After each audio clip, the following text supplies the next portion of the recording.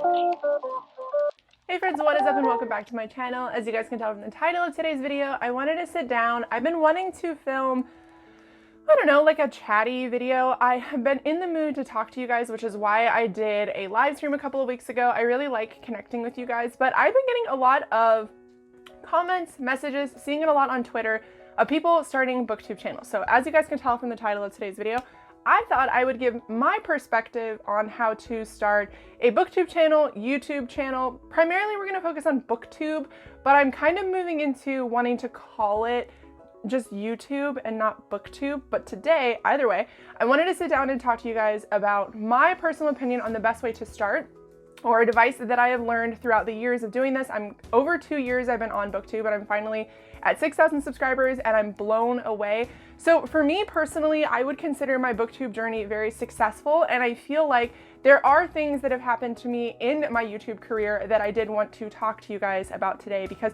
I feel like a lot of people, when they do these videos, they go over like the normal stuff, which obviously I am going to be covering in this video, but I also wanted to give you my personal take on things from like a mental health perspective, keeping yourself safe perspective. So that is what today's video is going to be about. Now, I did break this up into 2 different parts. So the first part that I want to talk about are things that you need to prepare yourself for, or like the mental aspect of booktube.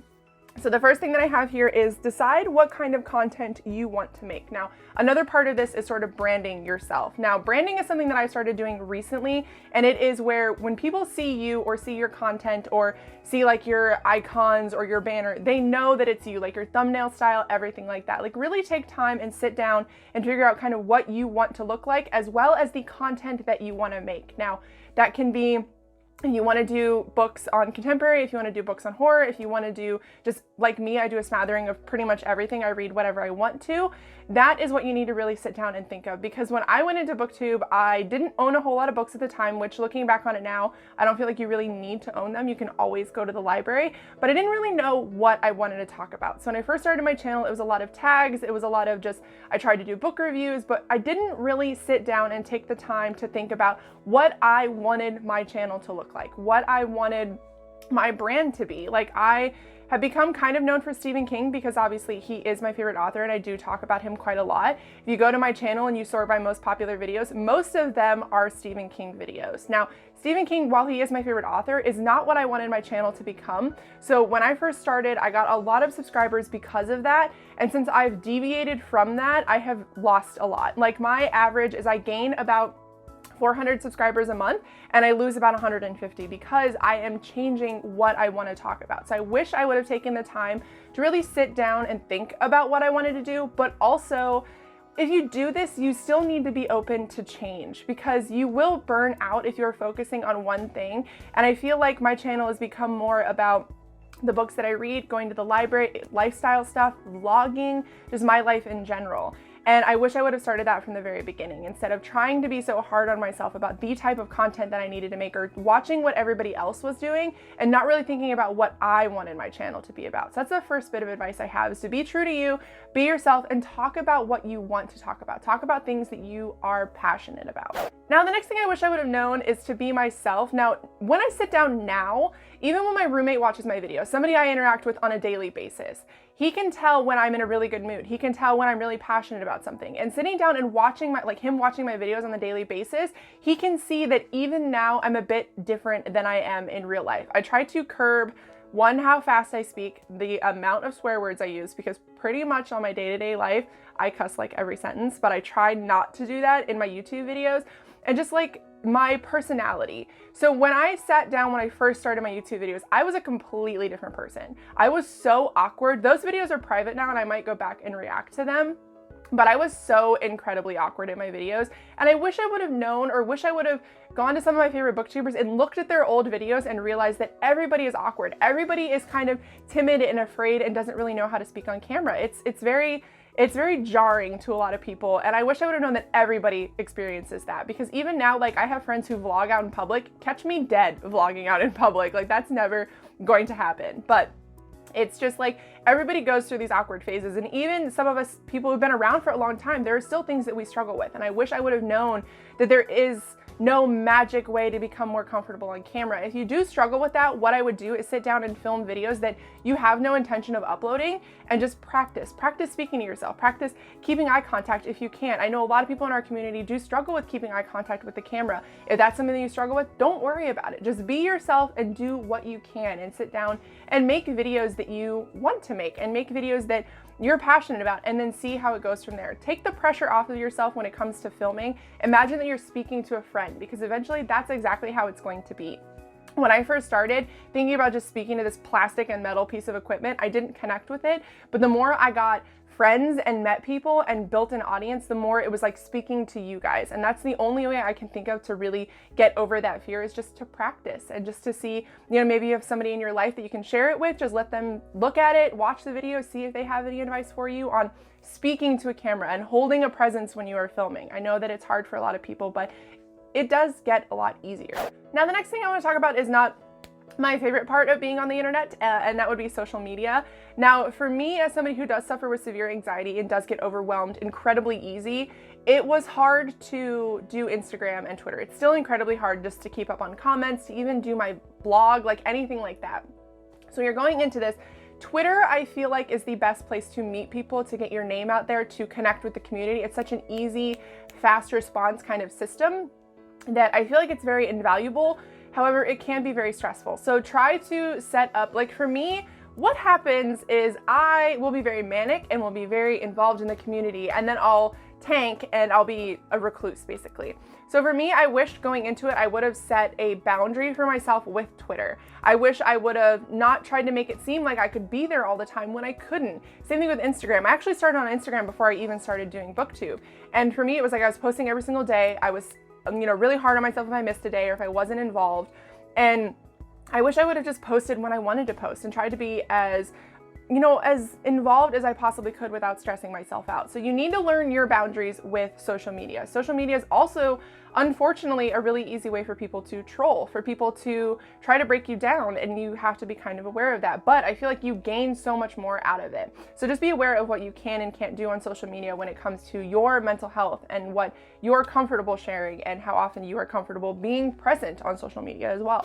Now, the most common thing I think I get asked when people do start any kind of channel is how to make friends. I feel like the easiest way that I've made friends is commenting on stuff. Now, for me, it was like when I was commenting, it was because I was genuinely interested in what they were saying, and they learned who I was, and I learned more about who they were. And then we started talking on other forms of social media, Twitter, Instagram, things like that. And it needs to be organic. If you're not interested in what someone's talking about, chances are you're not going to be interested in them as a person. And if you're still pursuing somebody that you're not really, you know, you don't really connect with, it's probably because you're doing it for clout and your motivations are incorrect, and you should stop because that will eventually come and bite you in the ass. You need to connect with people that you genuinely like, people that you genuinely care about. Everyone that I started talking to on BookTube when I first started, I am still friends with, and I'm still very close with them because I genuinely love them, and I loved their content, and I loved what their personalities and what they had to say.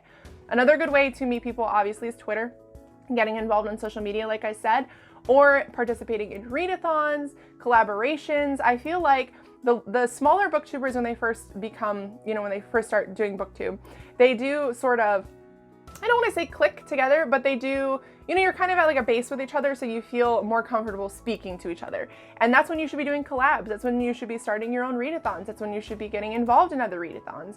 It's a really good way to meet people with like-minded ideas, or like-minded personalities. And I feel like for me, that was the quickest way to make friends with people, is commenting on stuff, getting involved in readathons, doing collabs with people. That is where all the fun is on BookTube as well, because you get to gain some exposure, because obviously we all kind of want to become popular, but also you get to meet people who are like you, and you get to make like long-lasting friendships. I think that is one of the most important life lessons I think I've learned from doing anything on the internet, is that real friendships can still be real even if they're online. Some of my best and most close friends I have met through YouTube. Now, we're gonna get into filming. Filming is a bit of a touchy subject for a lot of people, and I feel like there is no perfect way to do it, but I do have some advice. Now, the most important thing, I think the two most important things, are lighting and sound. those are both kind of hard to do. If you are somebody like me who, when I first started, was working 40 hours a week, I was trying to film at night, unfortunately, when I got home from work. My husband at the time worked third shift, so I couldn't film during the day. It was very hectic. I feel like I should have waited a little bit longer to figure out when I wanted to film.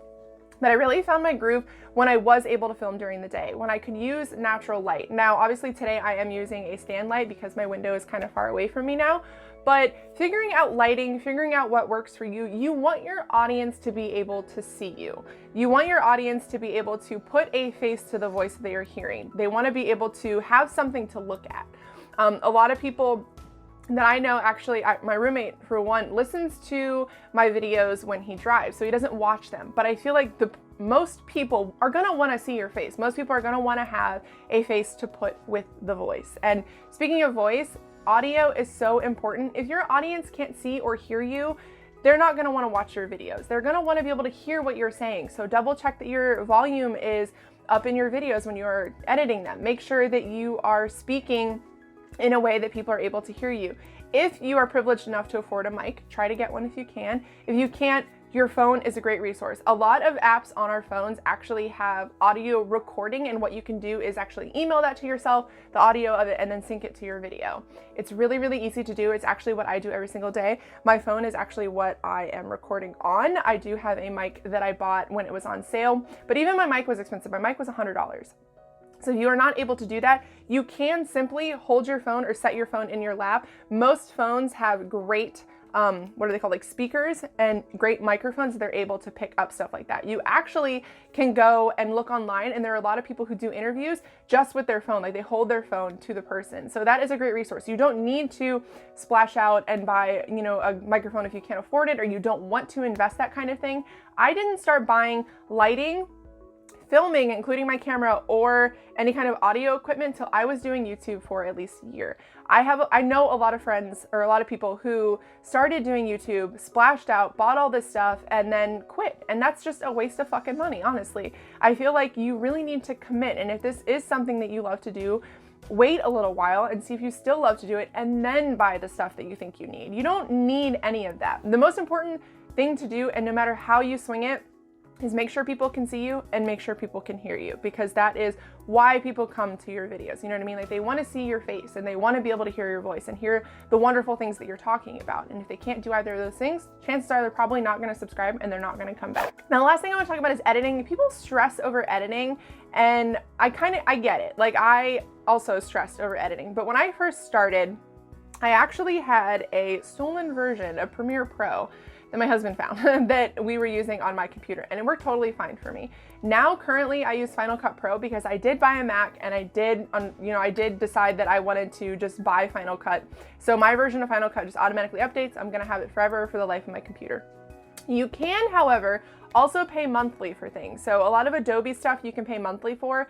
That comes to, if you want to use for thumbnails, like I have Adobe on my computer and I use that for my thumbnails, and I pay $10 a month, I think, for it.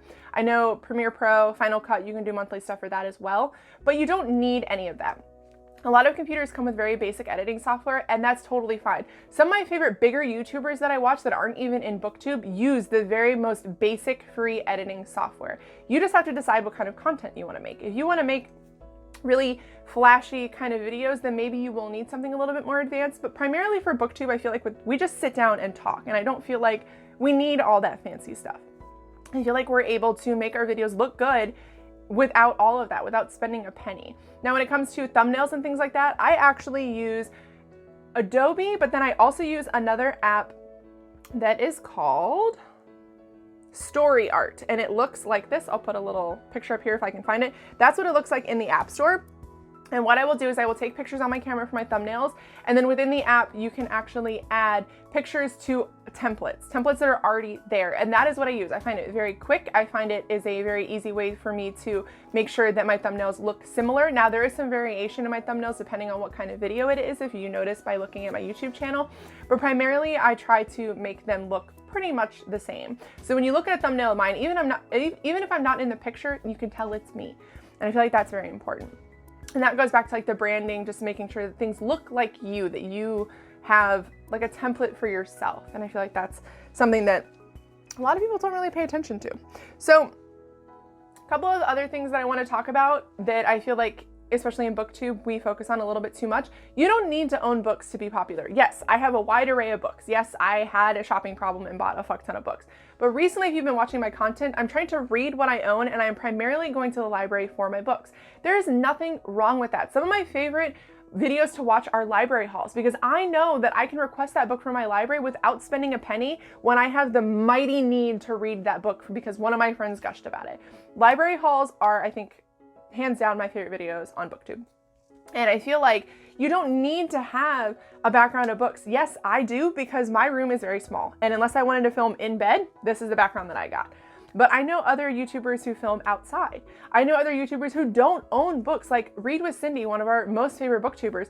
She literally sits on a couch. There is no books. It's a white wall behind her, and she just talks about the books that she has, books that she rented from the library. You don't need to spend a ton of money on books to be popular on BookTube. You don't need to have a bunch of books behind you to be popular on BookTube. If you're talking about books, that's all it's gonna take. People want to be like, well, you need to have bookshelves and your pictures and your thumbnails and stuff. No, you don't. You don't need that. People already know if you put up book haul or book review that you're talking about books. You don't need to have a bunch of books behind you to make you seem more like a reader. And that does also apply to people who do audiobooks. Now, another thing that I want to talk about is read the books that you want to read. I feel like people get kind of shoved into boxes. I've harped on this many, many times. Read what makes you happy. And the last thing that I want to talk about is managing stress. YouTube can be very stressful. I wish somebody would have told me that. Filming, editing, uploading, being involved on Twitter, that's another full-time job all on its own. And if you're not comfortable with that, make sure you're setting up a schedule for yourself. Like, I upload Monday, Wednesday, Friday. Usually Mondays are vlog days. Wednesday and Friday are extra videos. Sometimes I will upload 6 times a week if I feel like it. So you got to decide what you're able to do with the kind of life that you have. If you are somebody who is incredibly busy, maybe 1 or 2 videos on a set day a week is enough for you. But just be aware when you're going into this that it does take a lot of time, it does take a lot of effort, and responding to comments and being, aware on social media, it can be very suffocating sometimes. And that goes back to setting boundaries for yourself when it comes to how much time you want to spend doing those things, or how much time you need to take away, and what you're actually able to do. Really figure out how involved you want to be and what kind of presence you want to have on social media and on YouTube.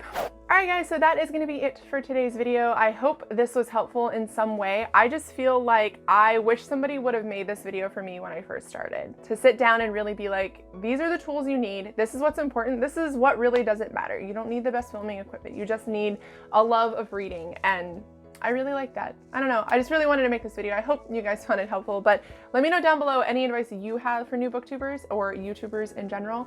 If you disagreed with anything I said, also let me know down below, because if I'm thinking wrong about something, I would like to be corrected so that I can stop stressing over it. But I love you guys a lot, and I'll see you guys in my next video. Bye!